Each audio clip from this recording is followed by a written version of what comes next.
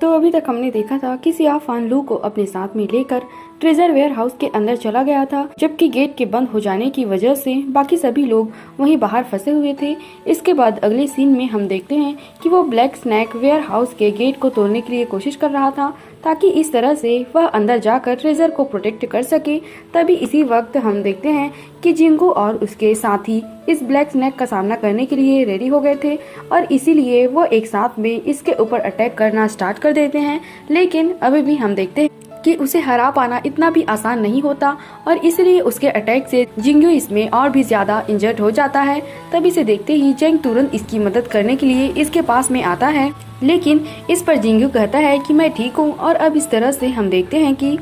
वह फिर से ब्लैक स्नैक का सामना करने के लिए रेडी हो गया था, मगर तभी अचानक से हम देखते हैं कि वो ब्लैक स्नैक अपने पॉइजन का यूज करके अटैक करने की कोशिश करता है, जिसे देखते ही वे तुरंत वहां से एक हाइट वाली जगह पर आ जाते हैं और इस तरह से इन्होंने ब्लैक स्नैक के पॉइजन से खुद को बचा लिया था। लेकिन तभी सीनियर फांसियांग कहने लगता है कि हम तो इस तरह से इसके सामने कुछ भी नहीं कर पाएंगे और फिर वह हैरान होता है कि आखिरकार इसके अंदर ऐसा कौन सा ट्रेजर है। लेकिन वहीं ब्लैक स्नैक अभी भी गेट के सामने खड़ा होता है और वो इसी तरह से लगातार इसे तोड़ने के लिए कोशिश कर रहा था। इसलिए इसे देखकर सीनियर फांसियांग समझ जाता है कि वे तो इस तरह से अंदर ही नहीं जा पाएंगे। तभी इसी बीच हम देखते हैं कि इनको अपने पीछे कोई आवाज सुनाई देती है, जहां पर वे देखते हैं कि बहुत सारी फायर पावर जनरेट हो गई है। इसलिए इसे देखकर सभी पूरी तरह से हैरान हो गए थे और फिर वे कहने लगते हैं कि अचानक से यहाँ पर क्या होने लगा। मगर तभी हम देखते हैं कि इसके अंदर से कोई फायर बर्ड बाहर निकलती है, जिसे देखते ही वे सभी कहने लगते हैं कि ये तो लेजेंड 9 हेवन स्पिरिचुअल बर्ड है।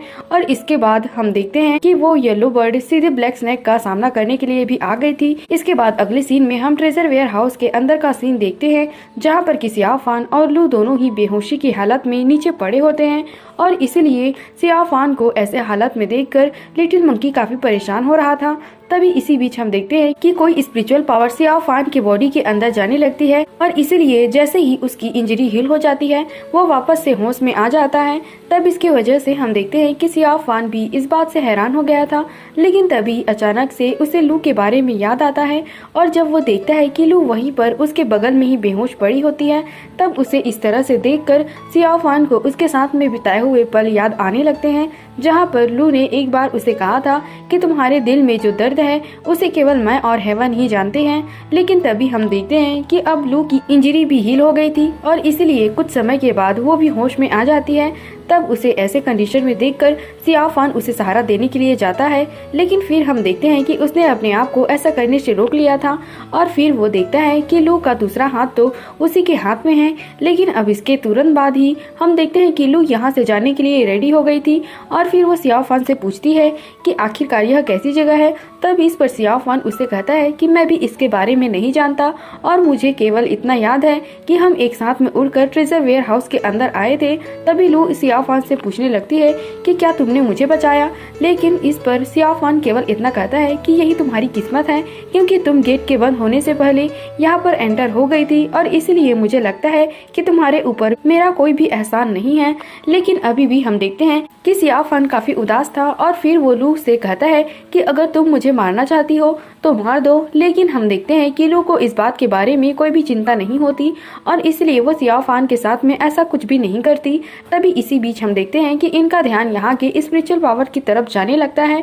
और इसलिए वे इसे फॉलो करते हुए उसकी तरफ जाने लगे थे। वहीं दूसरी तरफ हम देखते हैं कि येलो बर्ड अपने पावर का यूज करके ब्लैक स्नैक का सामना करने के लिए रेडी हो गई थी, इसलिए इसे देखकर सभी हैरान होते हैं कि क्या सच में ये येलो बर्ड है। तभी हम देखते हैं कि इन दोनों क्रिएचर के फाइट करने की वजह से इनमें से कोई भी इनके सामने कुछ भी नहीं कर पा रहा था और इसलिए वे तीनों इनके बीच में बहुत बुरे तरीके से फंस गए थे। तभी जिंगू कहने लगता है कि सियाह फान और लू कहाँ पर हैं। वहीं दूसरी तरफ हम देखते हैं कि सियाह फान और लू स्पिरिचुअल पावर को फॉलो करते हुए एक जगह पर आ गए थे, जहाँ पर कि उनके सामने ऊंचाई वाली जगह पर कोई ट्रेजर रखा हुआ था और उसी के अंदर से बहुत सारी स्पिरिचुअल पावर बाहर आ रही थी। तब इसे देखकर वे दोनों भी इसे हासिल करने के लिए रेडी हो गए थे और इसलिए वे दोनों इसे देखते हुए इसके चारों तरफ घूमने लगते हैं। फिर सियाह फान कहता है कि ऐसा लगता है कि इसी के मैजिकल पावर से हमारी इंजरी हील हुई है और अब इतनी बात कहने के बाद बाद हम देखते हैं कि वो इस ट्रेजर को लेने के लिए अपना हाथ आगे करता है, लेकिन तभी हम देखते हैं कि लू ने इस ट्रेजर को छूने से भी मना कर दिया था, जिसकी वजह से सियाओ फान को काफी गुस्सा आने लगता है और वो कहने लगता है कि मैं इस ट्रेजर को किसी भी तरह से हासिल करना चाहता हूँ। लेकिन इस पर लू सियाओ फान से कहती है कि अगर तुम इसे हासिल करना चाहते हो तो फिर तुम्हें इसके लिए मुझे यहाँ पर मारना होगा। वहीं दूसरी तरफ हम देखते हैं कि ब्लैक स्नैक भी येलो बर्ड का सामना करने के लिए रेडी हो गया था,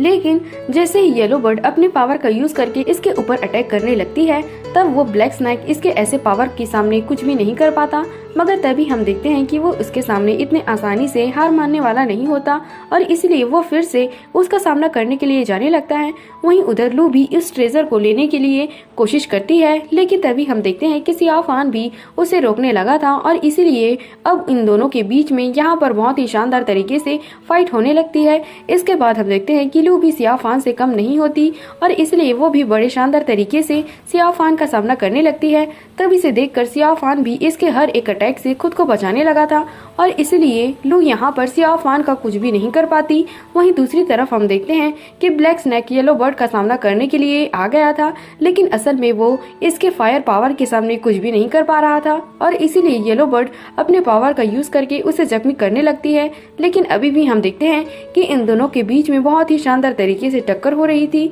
और इसीलिए ब्लैक स्नैक भी अपने पॉइजन का यूज करके इसके ऊपर अटैक करने की कोशिश कर रहा था, लेकिन येलो बर्ड अपने फायर पावर का यूज करके उसे बहुत ही आसानी से रोक रही थी। लेकिन तभी हम देखते हैं कि येलो बर्ड यहाँ पर अपने किसी पावर का यूज करने के लिए रेडी हो जाती है और अब इस तरह से हम देखते हैं कि वो ट्रेजर वेयर हाउस के गेट को ओपन करने के लिए कोशिश करने लगी थी। वहीं दूसरी तरफ हम देखते हैं कि सियाओ फान और लू अभी भी एक दूसरे के साथ में फाइट कर रहे होते हैं, जहाँ पर कि वे अब अपने पावर और वेपन का भी यूज करके अटैक करने लगे थे और इसीलिए इनके बीच में बहुत ही शानदार तरीके से फाइट होने लगती है। लेकिन अभी भी हम देखते हैं कि इन दोनों में से कोई भी हार मानने के लिए रेडी नहीं होता और इसलिए वे अभी भी एक दूसरे के ऊपर अटैक करने की कोशिश कर रहे थे। तभी अचानक से हम देखते हैं कि यहाँ ऊपर से बहुत ही बड़े बड़े पत्थर भी गिरने लगते हैं, जिसे देखते ही लू तुरंत इससे जख्मी होने से खुद को बचा लेती है। लेकिन वहीं दूसरी तरफ हम देखते हैं कि अब येलो बर्ड ने अपने पावर का यूज करके ट्रेजर वेयर हाउस के गेट के ऊपर अटैक कर दिया था। तब इसे देखकर सीनियर फांसियांग और उसके साथी वहां पर